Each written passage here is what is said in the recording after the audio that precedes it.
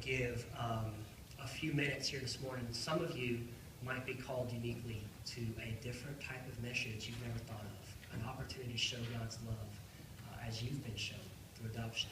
I want to give a few minutes for you to hear from someone who's in that field, who's passionate about it, so that if that's something that God's calling you to, you know a couple of ways that you might be able to pursue that. So I'm going to invite Miss Sierra Branch up here, and she's going to share with you what that may look like if God's leading you. Well, good morning, Heaston Church. How is everybody?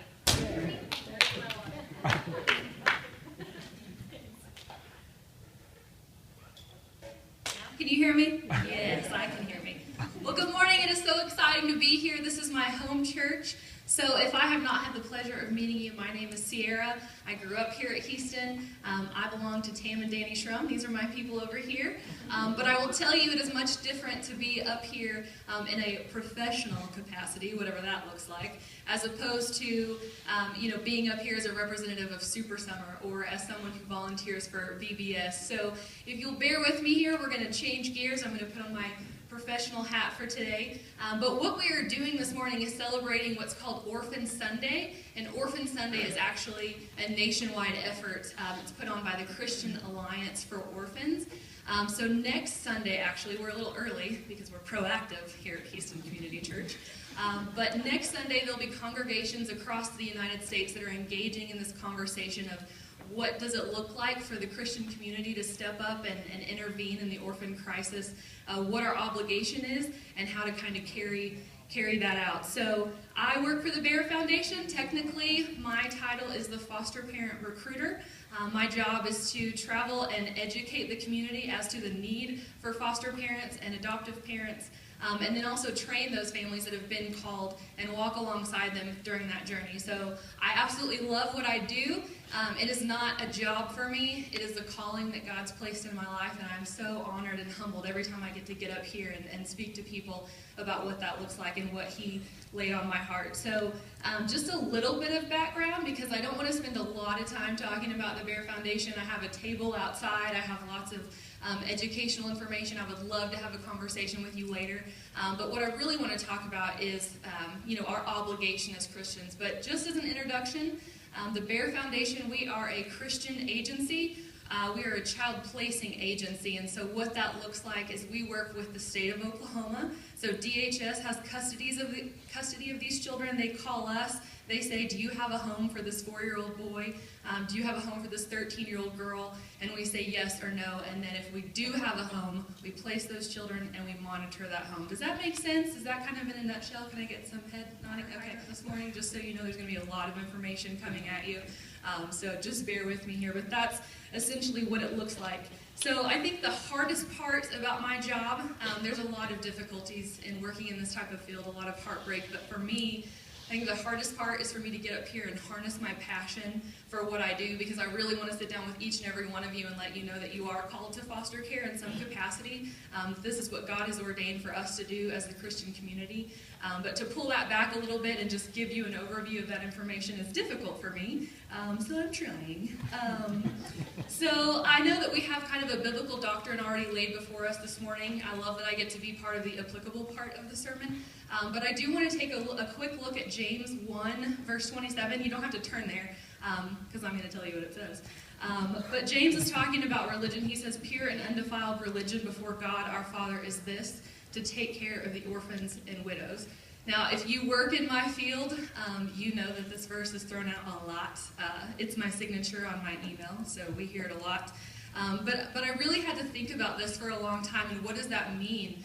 I dwelled on that. What does it mean to be, pure religion? That's kind of a strong word, right? Pure religion. Are we saying that this is above other types of religion? But I found a commentary that I really like, and this has really kind of unpacked it for me. But James stresses concerns for orphans as a true measure of obedience that is pleasing to God. It reflects the concerns of God Himself. I think we've all heard the phrase, God break my heart for what breaks yours. This was actually part of what I was going to say to you this morning, and I noticed that we sang a song in worship that said it. So it really fits right in. But I think for God to break our heart for what breaks his is to be a true reflection of God's heart, and God has a heart for the orphans. Once you're exposed to that, once you have that knowledge, it's hard to unknow that. And I know for me personally, it just really started to fall into line with my faith. Because once I understood that that's what God had for me, once he broke my heart for orphans, most of the verses in the Bible can be applied to that in some way. And I know that some of you understand that in your own personal callings. So with it being pure religion, I think my foster parents really exemplify this. And what I want you to hear from me today, if you don't hear anything else, is that we need to start looking at foster care and adoptive care in a different light. I know there are a lot of negative stereotypes out there about foster care. I have a class specifically to talk about those stereotypes. But these are just kids, right? They're just children. And my foster parents that are most successful, and this is where I understood what that word pure means, my most successful foster parents are parents that come to me. They're not the most perfect parents. They don't have this unlimited supply of patience. They're not immune to the heartache that comes with foster care, especially if these kids end up going back to their parents. But what my foster parents do have is this understanding that they've been called to foster care, and they call me and they say, Sierra, God's really been working in our family and on my husband and I, and we really feel called to this, and we want to do it. And they show up, and they are just the hands and feet of Jesus. That's all it is. And so I love this aspect of my job of communicating that to you, because although it's huge what we do, it doesn't take a perfect parent. So I want you to understand, investigate what that looks like. So the Bair Foundation being a Christian agency really changes the game for us. I think, understanding the grace and mercy that was shown to us, as we've been talking about in this adoption idea, really changes the way we see these kids. Because as Christians, we know that Christ died on the cross for these children. They matter. And you may be the only opportunity that these kids have to where you're exemplifying the love and grace and mercy shown to you that Christ showed to us. So it's this huge opportunity. Now, I know a lot of you may be really resistant to this, like, Sierra, there's no way I could be a foster parent, and I get it. But I want to talk practically about some ways that you can be involved in foster care. Obviously, you can be a foster parent. You can take in a child and do that substitute life experience for these children that have been removed from their home. There's also what we call respite. And respite is where, it's a fancy word for babysitting, essentially, where you say, you know what, Sierra, if you'll give me a few weeks' notice, I'd be happy to take these kids over the weekend, maybe take them for an afternoon so that foster mom and dad can have a break. We constantly need families that are willing to do that. Donations, so hashtag nonprofit probs.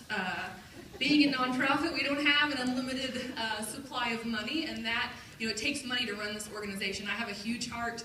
If I could, I would, I've got single foster parents, and I would hire someone to go and mow their huge lawns instead of constantly nagging Jake Dye to do it pro bono, because I definitely do that.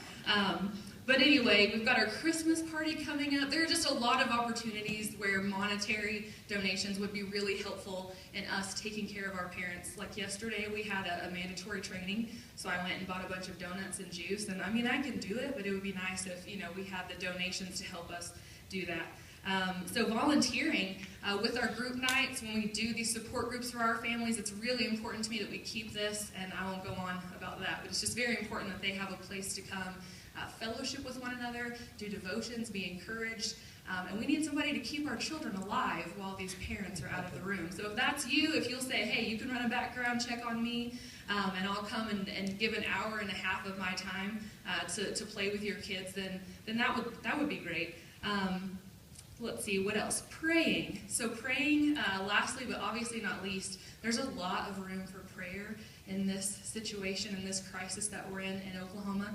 Just statistics, for those of you who are statistical people, there are 12,000 children in Oklahoma that are in foster care. Is this on? 12,000 children. That's actually twice the national average, so we're not doing really well in this area.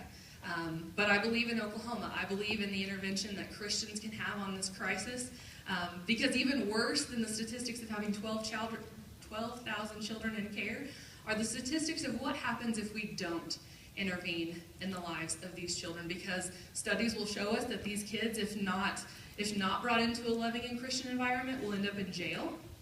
They will end up as teenage parents. They will end up in gangs. They will end up in drug activity. And not to be scary, but these are the children that are growing up with your children. I mean, we've heard this cheesy, like, the children are our future, but they are. And for a lot of them, it doesn't look very good right now. So those are some ways to get involved. I would love to chat with you. I have a booth outside where there's some more information on different ways you can get involved. I'd love for you to contact me. But there is hope in this situation. I don't want to be like the bearer of bad news. I love our kids. We see a lot of growth in a lot of our kids.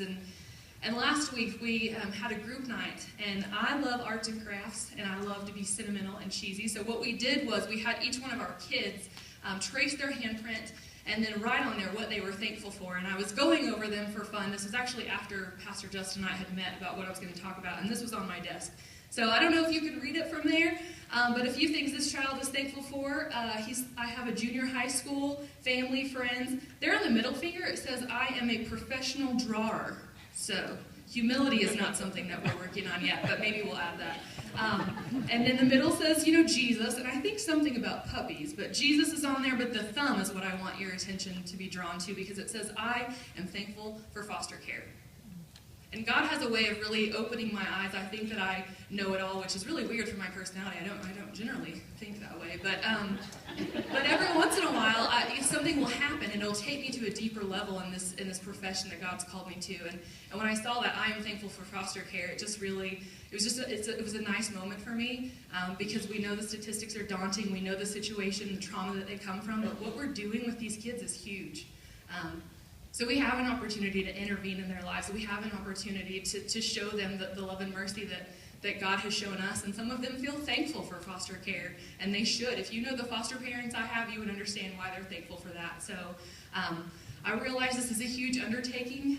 I am not a person that will pressure you into this, because I want this to be a decision that you and your spouse make in prayer with God. If you don't want to be there, I certainly don't want you to be there. But I hope that you will take this serious. I hope that you will be on your knees and pray about this situation and have conversations with me. I promise not to track you down, but I would like to get you more information. Because there is absolutely an answer to foster care in Oklahoma. There's absolutely, a way to intervene in these children's lives so those statistics don't happen. And that answer is you. Thank you all so much for your time this morning. This was fun.